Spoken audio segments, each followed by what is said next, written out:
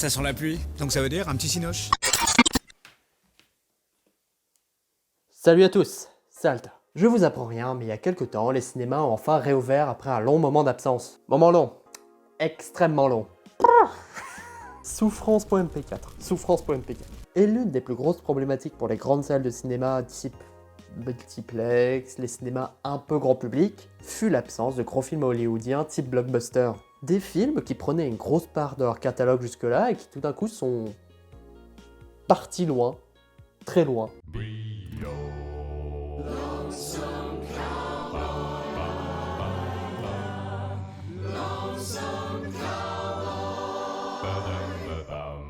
Et ça peut s'expliquer pour une raison très simple. Les distributeurs des gros films ont décidé tout d'un coup de tous décaler leurs films à plus tard pour cause pandémie, pour éviter des gros attroupements et aussi éviter de perdre de l'argent, tout simplement. Ce qui fait que des films qui étaient censés sortir cette année, voire même être déjà sortis, se retrouvent être poussés à novembre, décembre, 2021, 2022, il y a des perles à ce niveau-là, il y a des perles qui sont reportées à des dates absolument incroyables. Donc bref, cette période, ça ne fait absolument pas plaisir aux gérants des salles de cinéma. Surtout pour ces grands multiplex dont je parlais tout à l'heure, qui ont souvent des salles exclusivement faites pour ce genre de film. Vous savez, genre les salles Ice du CGR, qui se basent sur leur côté futuriste, ouah, c'est le futur, Dolby Atmos, et qui ont même des espèces d'intro en mode futuroscope où ils te montrent « Regardez, notre technologie, elle fonctionne comme ça, vous allez être dans le film depuis le début » et il n'y avait pas de film pour ça.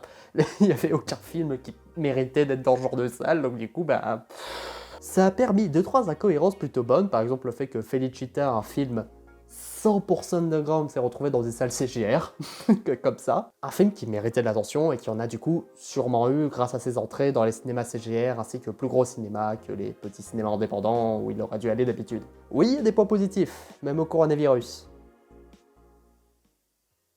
Je retire ce que je viens de dire. Et cette situation de galère absolument hallucinante était censée être rattrapée par un film qui s'est toujours présenté comme un peu le messie de cette situation, qui est arrivé d'un coup dans une grande lumière divine, en mode « Je serai le film qui sauvera vos cinémas, je serai le film qui ramèneront les spectateurs ».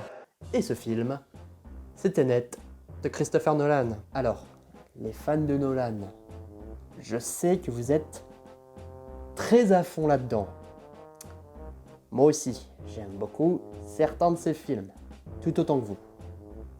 Alors, prenez un café, détendez-vous et s'il vous plaît, ne me tuez pas avant le prochain quart d'heure, le temps que j'explique au moins mon avis. Merci. Le grand messie des salles qui a à peine réussi à rattraper son budget. En effet, pour un budget de 200 millions, il a rapporté 200 millions pour l'instant. Et il est un peu sur la fin de son exploitation. Et encore, les 200 millions, c'est sans compter les frais de communication qui sont généralement assez gros pour des films comme ça. Donc si vous voulez un résumé, le grand sauveur de salle a à peine réussi à se sauver lui-même.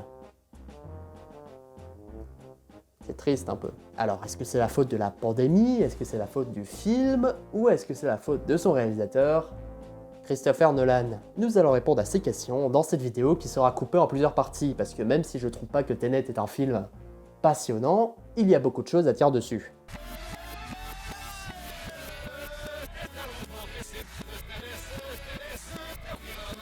Il faut le dire, Tenet, face aux autres blockbusters un peu plus classiques ou même aux autres œuvres de Nolan, il est quand même un peu pauvre en scène impressionnante, non? La scène money shot du film, celle de l'avion, n'est même pas si spectaculaire que ça. Ça va plaire aux fans de Nolan et aux fanats du le plus d'effets réels possible car la 3D c'est caca, mais pour un spectateur lambda, la scène est un peu plate, elle n'est pas filmée de manière impressionnante, l'impact n'est pas satisfaisant à l'œil, je suis désolé, mais je vois l'argent foutu en l'air, mais à aucun moment je me rappellerai de ce plan.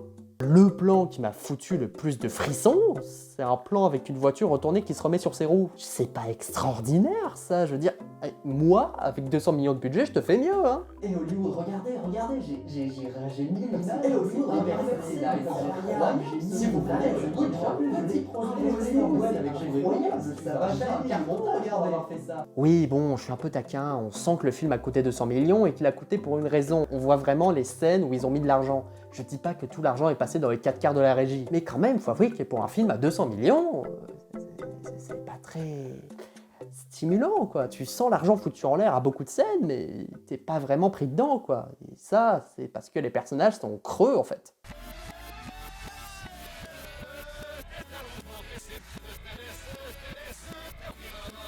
Dites-moi tout ce dont vous vous souvenez de la marchande d'armes indienne. Ok, maintenant dites-moi un seul trait de personnalité du personnage de Robert Pattinson. Bien. Maintenant dites-moi un seul truc sur le personnage principal. Un seul. Oui, vous avez raison, il n'y a rien à dire sur les trois. Rien du tout. Oui, bon, pour le personnage de Robert Pattinson, on peut dire fier ou imbu de lui-même à la limite, mais la marchande d'armes indienne, le seul personnage qui est vraiment intéressant dans ce délire, eh ben, c'est le personnage d'Elizabeth Debicki, un plutôt bon exemple de femme forte. Une femme qui est montrée comme capable de tout pour sauver son fils et le voir, ce qui est plutôt classique en vrai, ça casse pas trois pattes à un canard, mais en vrai ça marche plutôt bien. Qui est donc le seul personnage auquel on s'attache un peu, mais qui est aussi le seul personnage complètement niqué par le scénario, en mode on a rien à foutre de ta gueule, on va te foutre des incohérences. Parce que ce serait dommage quand on a un bon personnage de pas trouver un truc pour le gâcher, quoi. Je comprends, Nolan, je comprends. Tu veux faire des mauvais personnages? Vas-y à fond. Dès le début, ce personnage, on la montre comme un personnage capable de tout pour son fils, mais qui va quand même, à la fin, essayer de détruire le monde, littéralement, pour une vengeance personnelle. Son fils, il est dans le monde, hein. Il est dedans, il est pas dans la scène, mais il est dans le monde, quoi. Si elle détruit l'univers, espace-temps, etc., bah, son fils, il fait pas long feu. Alors pourquoi elle fait ça? Oui, bon, le scénario est dit, nanana, elle a senti que les personnages allaient faire un truc imprévu. Je suis désolé, mais l'explication en mode « j'ai senti que vous allez faire un truc qui allait que les mondes allaient pas se détruire », c'est de la connerie. C'était quelque chose qui n'était pas prévisible. Dans sa tête, si le monde allait être détruit si elle faisait ce truc, et elle le fait. Ça, c'est du Nolan. Prendre un personnage intéressant et ne pas le rendre consistant. Bien joué. Les personnages sont tous entraînés dans une histoire beaucoup trop compliquée, dont l'exposition est donnée tout le long du film, par des scènes d'exposition sortant de nulle part la plupart du temps, beaucoup trop denses, se résumant à deux personnages qui veulent dire des trucs intelligents, mais qui finalement disent juste des trucs un peu plats et random, bâclant les explications importantes en une phrase pour t'expliquer des centaines de trucs qui n'ont pas lieu d'être, les trucs importants sont jetés en une phrase, et tout le reste, le blabla scientifique que tu es censé comprendre, mais que finalement tu comprends rien parce que à jamais ça t'est expliqué, juste ils te disent voilà blablabla plus blablabla égale blablabla, mais tu sais jamais pourquoi. Et bah ça prend une grosse partie des scènes de discussion. Ça, c'est pas les gimmicks d'un réalisateur visionnaire avec des scénarios toujours incroyables qui te retournent la tête. Ça, c'est le gimmick d'un scénario de merde. Tenet est mal écrit. Je suis désolé de vous le dire, mais Tenet est mal écrit. Et j'irai même plus loin en disant qu'il est plutôt représentatif des nouveaux scénarios de Nolan.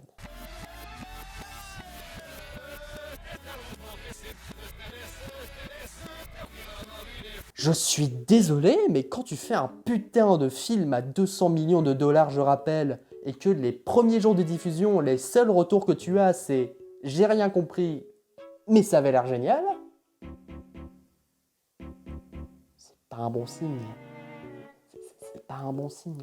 C'est clairement pas un bon signe. Ça veut dire que t'as merdé quelque part, là, Coco. Je suis désolé, mais t'as merdé quelque part pour que personne comprenne ton film. C'est la preuve d'un scénario, pas forcément incohérent, bon, si pour celui de Tenet, mais passons, mais qui essaie d'être intelligent, quoi qu'il se passe. On s'en fout qu'on comprenne, on veut juste que ce soit intelligent. Pas d'être compréhensible, mais d'être intelligent.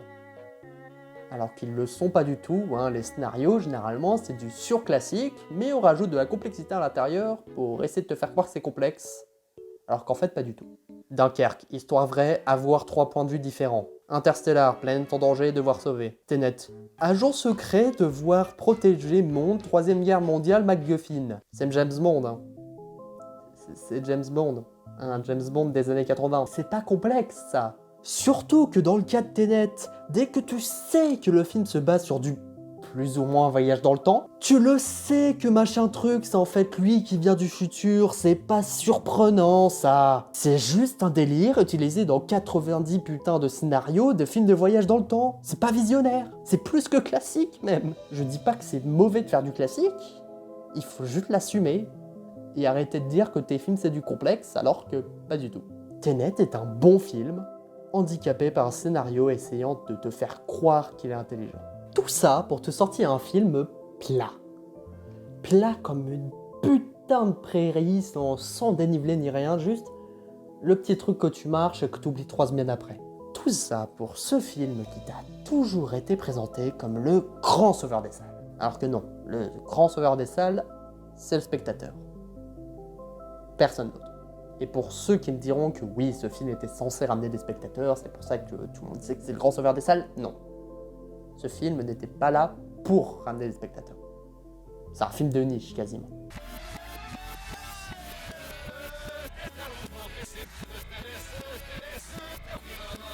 C'est un film fait, et calibré surtout, pour les déjà fans de Nolan. Vous voulez du retournement de situation?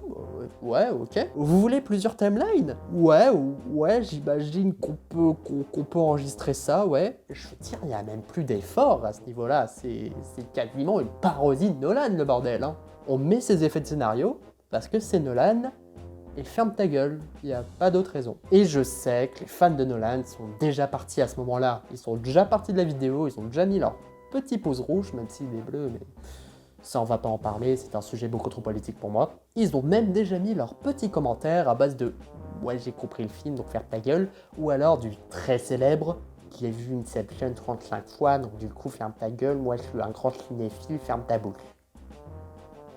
Non. Non. Désolé, mais Tenet n'est pas un bon film. Parlez du film partout autour de vous, pas dans le cercle de fans, mais à vos parents, à vos amis qui ont vu le film parce qu'ils avaient envie de le voir et pas parce qu'ils étaient fans de Nolan, et demandez-leur ce qu'ils en ont pensé. Généralement, ils diront juste « j'ai pas compris grand-chose quand même, hein ». Et ce dont je parle depuis le début de cette émission, ça se voit dès les bandes annonces. Le manque d'impressionnant à part la scène de l'avion qui n'a pas tant d'impact que ça, check. Le scénario qui a l'air d'être une parodie de Nolan, check. Et l'envie de ramener les fans de Nolan, putain de check. Vous savez quoi? Moi aussi je suis un réalisateur admiré, moi aussi, et vous savez pourquoi? Parce que dans la description de cette vidéo, vous avez un lien vers cette vidéo même, mais où j'ai monté n'importe comment. La partie 4 est à la partie 1, la partie 2 et la partie 3 sont mélangées, et les deux autres, c'est un mélange un peu des deux que j'ai fait comme ça. Vous allez rien comprendre, vous allez avoir plusieurs visionnages pour comprendre ce que j'ai essayé de dire, mais voilà, c'est ce que vous aimez dans le cinéma de Nolan, donc c'est ce que je vous donne. Les fans de Nolan, allez voir cette vidéo-là. Bon courage. Par contre, avant de partir, ne me faites pas dire ce que j'ai pas dit. J'ai jamais dit que Nolan est un tâcheron ou quoi que ce soit, j'ai juste dit qu'il avait besoin d'un scénariste. D'un bon scénariste qui écoute pas juste ses délires. J'ai jamais dit que Nolan était un tâcheron qui a jamais fait de mon film. Mais je trouve quand même que sa philosophie actuelle est très cynique. Extrêmement cynique, même acide presque, hein. On dirait presque qu'il vous crache à la gueule. Hein. Et c'est pour ça qu'il faut très vite arrêter de se fier aux médias qui viennent te dire que ce film, c'est un film incroyable, c'est une révolution du cinéma avant même qu'il soit sorti. À la limite de te dire, ce film, c'est le seul film qui mérite d'être vu. Alors que c'est pas le cas. Clairement, c'est pas le cas. Il y avait des films à voir à cette période. J'ai même fait un vlog sur Akira. Bon oui, Akira, c'est un vieux film qui a été ressorti, mais quand même. Akira au cinéma, c'était une expérience que Tenet n'a clairement pas. La Daronne était une comédie un peu pataude, mais qui avait quand même des ambitions. Adieu les cons a l'air sensationnel, et Felicita était un film incroyable à voir. Et c'est pour ça qu'à aucun moment, Tenet n'a été le sauveur des salles, et jamais un film sera le sauveur du cinéma tout d'un coup comme ça. C'était Alta. Bye!